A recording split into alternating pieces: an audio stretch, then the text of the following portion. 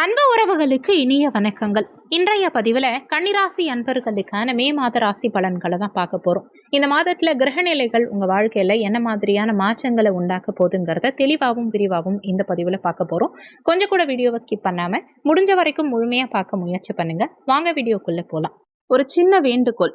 போன வாரம் 2026ஆம் ஆண்டு தமிழக முதலமைச்சரா யார் வருவாங்க, யார் ஆட்சி அமைப்பாங்கன்னு ஒரு வீடியோ பதிவிட்டிருந்தோம். வீடியோ ஆரம்பத்துல ஒவ்வொரு தலைவர்களுடைய சுயஜாதகத்தையும் அலசி ஆராய்ந்து அவங்க ஜாதகத்துல இருக்கும் நல்ல விஷயங்களை, பாசிட்டிவான விஷயங்களை மட்டும் தான் சொல்லியிருப்பேன். ஆனா நிறைய பேர் அந்த வீடியோவை முழுமையா பார்க்காம ஆரம்பத்துல மட்டும் பார்த்துட்டு தப்பா புரிஞ்சுக்கிட்டு தப்பா கமெண்ட் பண்ணிருந்தீங்க. அந்த வீடியோவை ரொம்ப கஷ்டப்பட்டு டேட்டா அனலைஸ் பண்ணி கொடுத்துருக்கோம். ஆனா மக்கள் கிட்ட அது தப்பா போய் சேர்ந்தது கொஞ்சம் கஷ்டமா இருக்கு. அதனால தயவு செஞ்சு டைம் கிடைச்சா அந்த வீடியோவுடைய டிஸ்கிரிப்ஷன்ல 20:45 நிமிஷத்துல ஹூ இஸ் சீஃப் மினிஸ்டர்னு கொடுத்துருப்பேன். அந்த இடத்துல இருந்து வீடியோவை பாருங்க. மே 4ஆம் தேதி எலெக்ஷன் ரிசல்ட்டும் வரப்போகுது. ரெண்டையும் கனெக்ட் பண்ணி பாருங்க. நான் சொன்னது உண்மையா இல்லையான்னு உங்களுக்கே புரியும். கன்னிராசியை பொறுத்த வரைக்கும் உத்திரம் 2, 3, 4ஆம் பாதங்கள், ஹஸ்தம் 1, 2, 3, 4ஆம் பாதங்கள், சித்திரை 1, 2ஆம் பாதத்தை உள்ளடக்கியது கன்னிராசி. கன்னிராசிக்கு அதிபதி புதன் பகவான். கன்னிராசி அன்பர்களுக்கு இந்த மே மாதம் கலவையான பலன்களை கொடுக்கும் மாதமா இருக்கும். ஒரு புறம் அதிர்ஷ்டகரமான யோகங்கள் இருந்தாலும் மறுபுறம் ஆரோக்கியம் மற்றும் உறவுகளில் அதிக கவனம் தேவைப்படும் மாதமா இந்த மே மாதம் உங்களுக்கு இருக்கும். உங்க ராசி அதிபதியான புதன் பகவான் அஷ்டமஸ்தானமான 8ஆம் இடத்துல உச்சசூரியனோட இணைந்த நிலையில புதாதித்ய யோக அமைப்புல சஞ்சாரம் செய்கிறார். இது உங்களுக்கு கல்வி மற்றும் அறிவு தேடலுக்கு சிறந்ததா இருந்தாலுமே ஆரோக்கியத்துல சில சவால்களை கொடுக்கும். அஷ்டமஸ்தானத்துல சூரியன் உச்சம் பெறுவது அரசு வழி சிக்கல்களை தரத்துக்கு வாய்ப்புகள் உண்டு. அதனால அரசு ரீதியான விஷயங்கள்ல சற்று எச்சரிக்கை தேவை. அதே மாதிரி 7ஆம் இடமான களத்திரஸ்தானத்துல செவ்வாய் சனி இணைவு இருக்கிறது. திருமண வாழ்க்கை மற்றும் கூட்டு தொழில், பார்ட்னர்ஷிப் பிஸ்னஸ் பண்ற விஷயங்கள்ல போராட்டங்களை குறிக்கக்கூடிய அமைப்பு. கணவன் மனைவிக்கிடையே மனஸ்தாபங்கள், சண்டை சச்சரவுகள் அவ்வப்போது வந்து போறதுக்கு வாய்ப்புகள் அதிகம். அதே சமயத்துல பார்ட்னர்ஷிப் பிஸ்னஸ் பண்றவங்களுக்கும் சற்று எச்சரிக்கையான காலகட்டம்னு தான் சொல்லணும். பார்ட்னர்ஷிப் பிஸ்னஸ்க்குள்ள ஏதாவது விரிசல்கள் உண்டாகலாம். உங்க பார்ட்னர்கள் கிட்ட கணக்கு வழக்கு சார்ந்த விஷயங்கள்ல கொஞ்சம் எச்சரிக்கையோட இருக்கிறது நல்லது. 10ஆம் இடமான கர்ம தொழில் ஸ்தானத்துல குரு சுக்கிரன் இணைவுங்கிறது இருக்கு. மாதத்தின் 2ஆம் பாதியில 10ஆம் இடமான ஜீவனஸ்தானத்துல குரு சுக்கிரன் இணைவுங்கிறது இருக்கு. இந்த அமைப்பு இரு பெரும் கிரகங்களுடைய இணைவு உத்தியோகத்துல நல்ல மாற்றங்களை கொடுக்கக்கூடிய அமைப்பா இருக்கும். உத்தியோகத்துல மாத முற்பாதியில சில நெருக்கடிகள் இருந்தாலுமே 2ஆம் பாதியில, அதாவது மே 15ஆம் தேதிக்கு பிறகு பணிச்சுமை குறையும். வேலை இல்லாதவர்களுக்கு புதிய வேலை வாய்ப்புகள் கிடைக்கும். மருத்துவம், சட்டம், பொறியியல், வங்கித்துறை மற்றும் ஆசிரியர் சார்ந்த பணிகள்ல இருக்கவங்களுக்கெல்லாம் இந்த மாதம் மிகுந்த மேன்மைகளை கொடுக்கும். குறிப்பா மருத்துவர்கள் புதிய அனுபவங்களை பெறுவாங்க.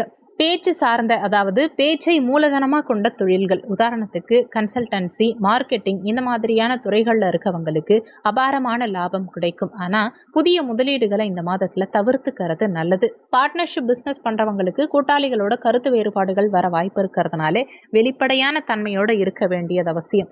வாழ்க்கை துணை சார்ந்த விஷயங்களை பொறுத்த வரைக்கும் 7ஆம் இடத்துல செவ்வாய் சனி இணைவு இருக்கிறதுனால வீண் வாக்குவாதங்கள் வரலாம். சகிப்புத்தன்மையோட விட்டு கொடுத்து செல்வதனால குடும்ப அமைதி நல்லா இருக்குங்கிறத மனசுல வச்சுக்கணும். இந்த மாதத்துல புதிய திருமண பேச்சுவார்த்தைகளை தவிர்த்துக்கிறது அல்லது தள்ளி போடுறது நல்லது.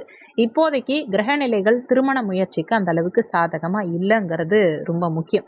மே 15ஆம் தேதி வரைக்கும் குழந்தைகளுடைய ஆரோக்கியம் மற்றும் நடத்தையில கவனம் தேவை. மே 15ஆம் தேதிக்கு பிறகு குழந்தைகளுடைய நலன்கள் எல்லாமே சீராகும். குழந்தை பாக்கியத்துக்காக காத்துட்டு இருக்கவங்களுக்கும் மாத பிற்பாதியில நற்செய்தி தேடி வரும். 12ஆம் இடத்துக்கு ஏதுவால தொடர் விரய செலவுகள் வந்துகிட்டே இருக்கும். மே 15ஆம் தேதி வரைக்கும் பொருளாதார நெருக்கடிகள் ஒரு சிலருக்கு வந்து போகலாம். பழைய கடன்களை அடைக்கிறதுக்கான வழிகள் இந்த மாதத்துல உங்களுக்கு பிறக்கும். புதிய கடன்களை வாங்காம இருக்கிறது புத்திசாலித்தனம்ங்கிறத மனசுல வச்சுக்கணும்.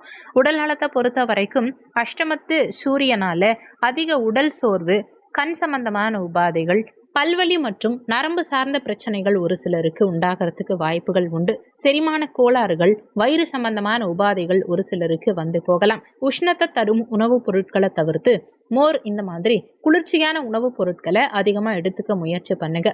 பெண்களுக்கு மாதவிடாய் சம்பந்தமான சிக்கல்கள் வர வாய்ப்பு இருக்கிறதுனால கவனமாக இருந்துக்கோங்க. நெருப்பு மற்றும் மின்சாரம் சார்ந்த சாதனங்களை கையாளும் போது, அதே மாதிரி வாகனங்கள்ல செல்லும் போதும் மிக எச்சரிக்கையா இருக்கணும். இந்த மாதத்தின் முற்பாதியில மாணவர்களுக்கு கல்வி சார்ந்த வகையில பெரும் குழப்பமும் பயமும் ஏற்படுறதுக்கு வாய்ப்புகள் உண்டு. ஆனா மே 15ஆம் தேதிக்கு பிறகு மன தெளிவு கிடைக்கும். முக்கியமான முடிவுகள் ஏதாவது எடுக்க போறீங்கன்னா மே 15ஆம் தேதிக்கு பிறகு முடிவெடுக்கிறது உங்களுக்கு சிறப்பான பலன்களை பெற்றுக் கொடுக்கும். இந்த மாதம் சிறப்பா அமைய நீங்க செய்ய வேண்டிய பரிகாரங்கள்: முருகப்பெருமான செவ்வாய்க்கிழமை தினங்கள்ல வழிபாடு செய்யறதும், மௌன விரதம் இருக்கிறதும் கோபத்தை குறைக்க உதவும். சனிக்கிழமை தினங்கள்ல நவக்கிரக சனி பகவானுக்கு எல் தீபமேற்றி வழிபாடு செய்யறது தடங்கல்களை நீக்கும். துப்புரவு பணியாளர்களுக்கு உங்களால முடிஞ்ச உதவிகளை செய்யறது சனியுடைய பாதிப்பை குறைக்கும்.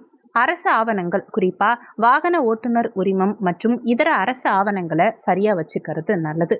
இந்த மாதத்துல நிதானம் ஒன்றே கன்னிராசி அன்பர்களுக்கு பெரும் சிக்கல்களிலிருந்து காக்கும். அவசர முடிவுகளை தவிர்த்தா வெற்றிகள் நிச்சயம் கிடைக்கும். முக்கியமான விஷயம், வீடியோவில் சொல்லியிருக்கக்கூடிய விஷயங்கள் கோச்சார ரீதியிலான பலன்கள். கோச்சார பலன்கள் யாராக இருந்தாலும் வெறும் 20% தான் வேலை செய்யும். மற்றபடி உங்கள் சுயஜாதகப்படி தான் உங்கள் வாழ்க்கையில் என்ன விஷயம் நடக்கணும், எப்படி நடக்கணுங்கிறது முடிவாகும். கிட்டத்தட்ட 80% அளவுக்கு உங்கள் சுயஜாதகம் தான் ஒர்க் பண்ணும்.